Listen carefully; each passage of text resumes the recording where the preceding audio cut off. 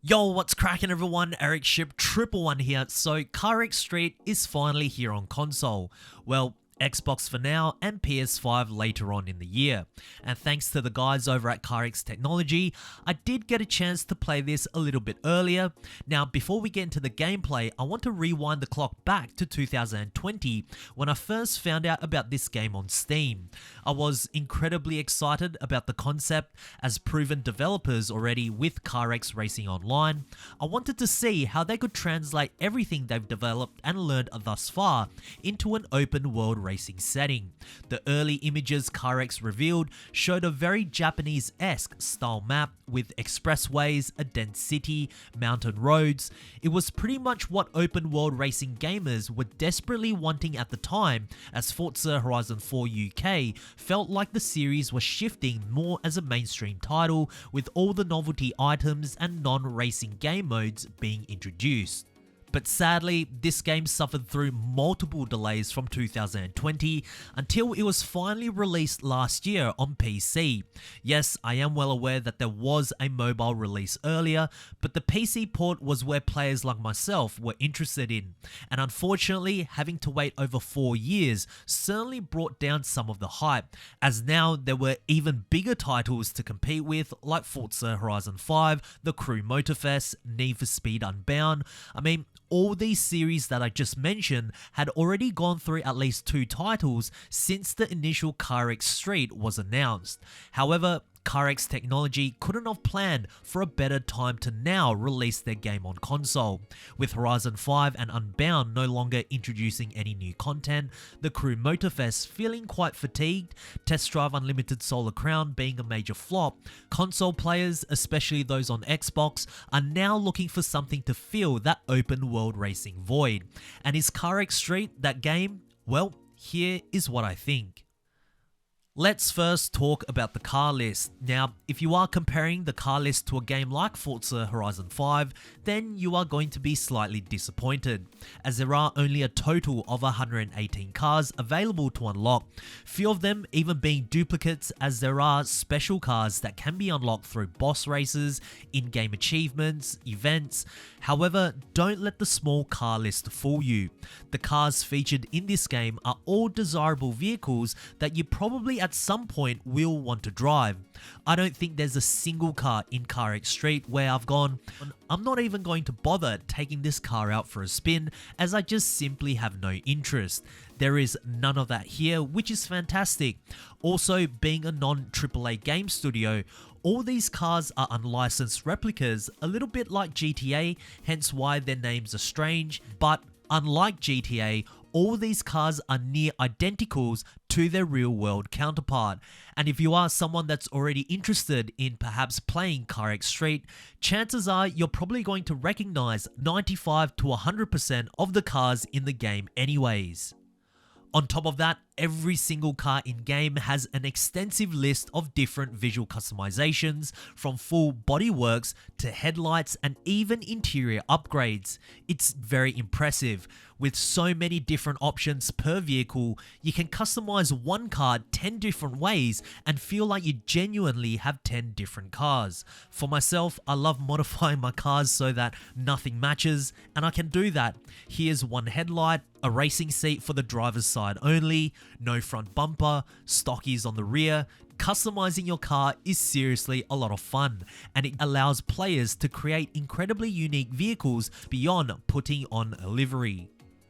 Now, let's move on to the map itself. Although the map is quite small compared to some of the more recent open world racing games, there's really no empty spots or areas that just feel like a big dead zone with nothing to see and no activities to do. There's a long expressway network which wraps around part of the city, mountain roads to drift or race on if you want, a proper racetrack, many different sceneries, a big downtown city. It's a very diverse looking map. The downside, I guess you could say, is that there is no weather system, at least for now. I would love to see some raindrops every now and then, but as far as the map design goes, sometimes bigger isn't always better, and the developers have certainly proven that. What I also like is that the more places you drive, the more houses and shops you will discover, and all of these act as a fast travel hub. even existing events on the map, you can fast travel to those places immediately, which is a nice touch. Having that option, especially if you are running a bit short on time and just want to progress through the game, is certainly nice to have. But overall, I certainly cannot fault the design of the map. Which now brings me to the progression of CarX Street.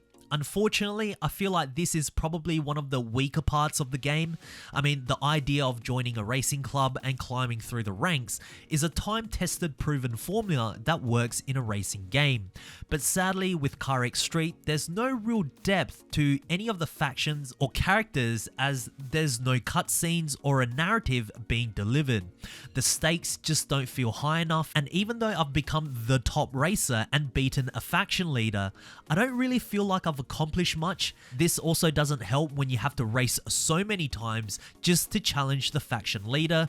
Not that I have a problem with more challenges, but the lack of variation between each event can also sometimes make it feel like a repetitive process. Also, the silence from each of the leaders when I keep winning, there's really not much, and with characters that don't emotionally connect with you or any narrative to really evoke any of those feelings, sometimes I just feel like I'm racing an event for the pure sake of leveling myself up to unlock better cars and better upgrades. That's it. Now, there are some positives though. In the beginning, you do start with a choice of 3 old beaters. Well, at one point these cars were, but now in real life these cars do fetch for a lot of money.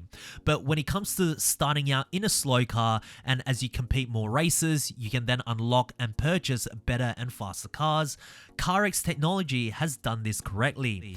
I'm not starting in a Lamborghini straight away, but it's that process from getting me to a Honda Civic to a McLaren 720S is where I can see CarX Street being lackluster and quite monotonous. But what about the physics and handling model? As primarily a controller player, overall I quite enjoyed the game's physics. It certainly leans more towards the arcade side. I mean, if you are a Forza Horizon player, it may take a little bit of time to get used to, but nothing too difficult to adapt. In grip races, there has been tendencies for cars to slightly understeer regardless of which drivetrain your car possesses, but that could also be me just overbraking in certain corners. Cars can also be snappy at times too, but overall, if you focus purely on grip racing, it's still a decent feel. Now, when it comes to drifting, I gotta admit, drifting took some time for me to get used to. First, you gotta make sure to purchase some street tires, which can be done by opening up your phone. And yeah, in the beginning, I absolutely sucked. I was thinking, man, the drifting in this game is so silly, but after a few practices being more precise with the throttle, I started to get it. Don't let the gameplay make you think that these drifts are easy to pull off, because they weren't. The only issue I had, and I don't know if it's currently bugged, and that is the option to turn counter steer on or off, because anytime I pull an e-brake drift, I can see my wheel counter steering. I feel like I have very little control over my steering input whenever I'm going through a drift. As I said, this could be a bug in the game right now because toggling counter steer on or off feels like there's no difference. But we will have to wait and see. Still quite enjoyable though, but rather challenging, or maybe I just suck. If anyone that has played CarX Street on the controller on PC, let us know if the automatic counter steer is a thing in game. But overall, as an open world racing game, the physics are enjoyable, and couple that with the map design where the roads do cater for these in-game physics. At large, I don't have any real proper complaints. For the price they're offering, which I believe is $30 US, this game is certainly great value for money. There's so many other things that I haven't mentioned in full detail as I've yet to experience the game properly, such as the car upgrading system, which from what I have seen thus far is quite easy to follow, with many different parts that players can upgrade to increase the power and performance of their vehicle, placing them into specific car classes. The visuals for a non-AAA studio, it does look pretty good. Sure, I've seen better, but again, value for money, I can't fault the graphics. On Xbox, performance-wise, there has been moments where I feel like the frame rate does suffer a little bit, especially in highly dense areas. There's also textures that pop up from time to time, and the draw distance could perhaps be improved upon, but nothing too egregious that would completely ruin your experience. Also, the idea of having to replace your tires after they wear out and refueling at a petrol station is certainly unique. It doesn't happen so often where it's constantly on your mind like it does in real life, but it's a nice touch. You can even refuel with different graded fuel, and similar with the tires, each time you purchase some rubber, you get 5 sets anyways, so going through even one set will take some time. And the best part about CarX Street is that there's a full offline mode. So with no real Xbox open world racing games right now on the market that are new, would I pick up CarX Street?